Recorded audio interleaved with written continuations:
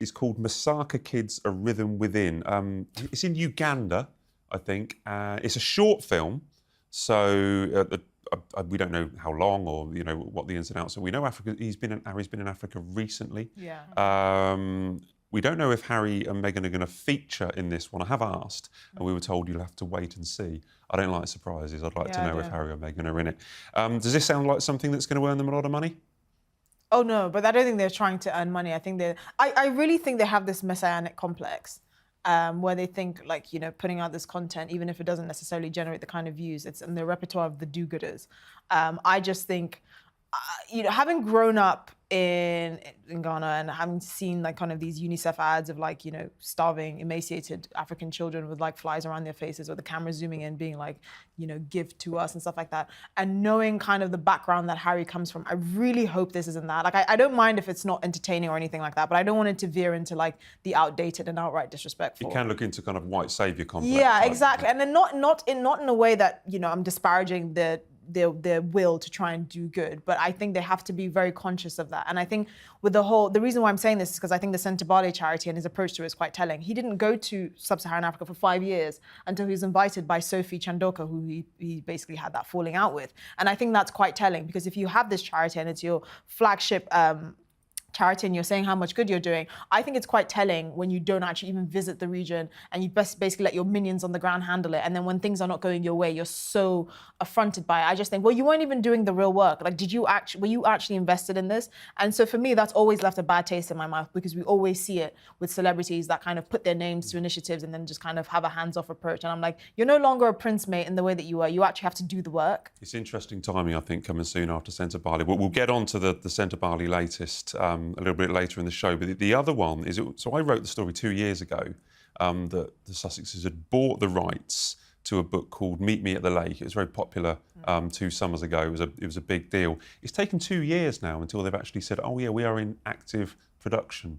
This is going to be, the first time that they've adapted a book into a Netflix series. We need to know who's acting in it, who's starring in it. I can't imagine Meghan and Harry are going to be acting in it. They're going to need to get some big names. Royal critics unleash some of their strongest words yet, accusing Harry and Meghan of having what they call a disgusting messiah complex. And their latest public move? Critics say it's not inspiring, it's outdated, tone-deaf, and downright disrespectful. This term, messiah complex, didn't come out of nowhere. It's been used by commentators who believe Harry and Meghan often present themselves as the enlightened saviors of the modern world. According to these critics, every speech, every interview, every documentary has a familiar tone. We see what others can't. We understand what others don't. And we're here to guide you. But critics argue this style feels less like leadership and more like self-importance wrapped in emotional branding. There has been Could you imagine, Harry? That would be an interesting career redirection. Maybe that's the next thing. Who knows? There's been... We've lost Esther. We lost Esther on the idea of Meghan and Harry acting. It would just be, honestly. He's had secret aspirations like Prince Edward, maybe. Maybe that was there. Yeah. Anyway, so look, I think that it's the thing about this story and this book is it was a wildly popular book, and it was quite a big deal when that story broke that they would be producing it. Shockingly little information has been released. So even though they're saying it's in active development, I still find it odd that we don't know more about it at this point. So I'm sort of not really holding my breath for it to be released. But no, I've waited too long to find out details. Yeah. I mean, Hollywood films get shelved all the time until like the time is right, and so this is not surprising. And maybe Netflix are the one holding it up. Maybe everything is good to go, or maybe we know that Meghan likes to be quite meticulous. This is what I was saying before. I would be really interested to see her kind of directing chops, if this is actually something she's going to be behind the camera for, because it is going to be interesting. She has been not acting for a while now, for quite some time, and you kind of get a bit rusty, and she's been trying all her hands at all these business ventures. So I'd be curious to see what she actually thinks and the audience would want to see now from her, as ever, like sort of with love. I'm sorry, I'm going to keep asking you, with the love, Meghan clearly had time before the camera. should be ending soon. Well, it's been full steam ahead on With Love, Meghan. So possibly the reason that we don't know more about it, I suppose, is that maybe because Netflix is obviously in partnership with As Ever as well. This is like a large project, and with season 2 coming and this holiday special, maybe the plan was simply that they're going to throw everything at that and then focus on this fictional work after. Also, as we've talked about, they've had a lot of misses in the sort of non-fiction space. So maybe this will be the area that, you know, they're better at. She's got the Suits background. I don't know. Again, it's a big question mark, but we just know absolutely nothing about it. Now let's get into the move that ignited this latest wave of backlash. Commentators say it feels like Harry and Meghan are trying to revive an outdated royal-style tradition, one that doesn't fit with their claim of wanting freedom from the monarchy. Critics say it's disrespectful to the monarchy they left and confusing to audiences who wonder, if you don't want to be royal, why mimic royal presentation? The public reaction has been split right down the middle. Supporters say Harry and Meghan are modern philanthropists with powerful voices. But critics, especially royal commentators, argue that their tone often slips into something holier than thou. They say the couple's messaging style creates distance, not connection, and that it feels like they're lecturing the world rather than listening to it. This is where the word disgusting comes in. Strong language used by commentators who believe the Sussexes frame themselves as victims while simultaneously presenting themselves as saviors. Just touching on this side of the Atlantic for a while, I was at St James's Palace a couple of weeks ago, and Idris Elba, the superstar, was there, and he's filming a Netflix documentary about the King's Foundation with King Charles. So we will possibly, at some stage next year when it's released, maybe have a clash between a Sussex production on Netflix and something featuring the King on Netflix. Even something more interesting. Didn't Idris Elba DJ at their wedding?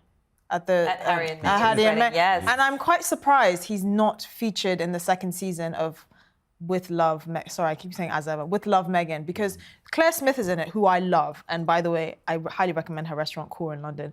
It takes ages to get a booking, but anyway. But so she was in it, and Jay Shetty and his wife, and, you know, a few other, like Chrissy Teigen, who, again, like they've resurrected her from the graves of Hollywood. And Anne France from Queer Eyes on there as well. Exactly. So I'm surprised that Idris, who would have been a really good fit for this, because at the very least he would have been entertaining, wasn't interested or maybe tapped on the shoulder to film the second season with him. Well, it's funny you mentioned about the wedding. I mean, there are no guests on. I mean, we've got 8 episodes this second series. I think we had a similar 8 episodes in the first series. You've got more than 16 guests. None of them were at Meghan's wedding. If they're all good friends of Meghan, as we are told we see on the screen that they're very close and they're very friendly. No one from the wedding to when she got married to Harry have been invited to appear on her show. Well, you surprised? The makeup artist who was her best friend, who did her makeup at her wedding, who was in the first season, she doesn't know where he lives, or what he's allergic to, or that he was even there. And then he took some cake home. I mean, it was the funniest interaction of all. She was like, "Really? You were there?" Like it was selective amnesia. So I feel like she didn't really connect with the people that she invited. So what's the point in bringing them onto the show? Could it be a hit or miss? With the guests, I would have thought the Netflix crossover, you know, Suits is still a huge hit on Netflix. I'm currently rewatching it. Really is a great show. Sorry. But she had, you know, many of the cast members were at the wedding, and Abigail Spencer was on season 1. But that sort of feels like a missed opportunity to have, you know, to bring in some of the cast that were guests at the wedding that obviously either were or are friends with Meghan and Harry now. To have them on this Netflix series would have made sense to me as well. In terms of Idris Elba teaming up with the King, it's quite a nice one because it's so personal to him. They're speaking about what was then the Prince's Trust and how it helped him in his early career and for him to get to where he is today, which is obviously a hugely successful actor. So I can see why he's sided with the King on that project. But I love that Netflix has gone from having The Crown as their big jewel in the crown, I'm so sorry, to having just this suite of royals on their roster. So they've really stayed in that space. I don't think Meghan actually has any contact with her cast members from Suits, because I remember one of the cast members said she changed her number and kind of just went completely. But they were at the wedding, to Matt's point. You know, they were all, most of them were at the wedding. There were loads of people at the wedding that were just embellishment. I mean, she had one or two members of her family, I think her mum and a cousin. And then everyone else was just all these Clooney, Amal Clooney, these busybodies that wanted to kind of hang around Windsor to say that they were at a royal wedding. They were not anyone that's actually in her ecosystem. While we're talking about the guests, and we'll move on to the trailer in a minute, but while we're talking about the guests that are appearing on this show, one of them is Jose Andreas, who has worked with Harry and Meghan in the past. They've linked up with his kitchen charity that he does, his celebrity chef in America. He's actually on Prince William's Earthshot Prize Council. Okay. Oh. I don't know, so to be honest, and maybe this is because I don't like to give credit lightly.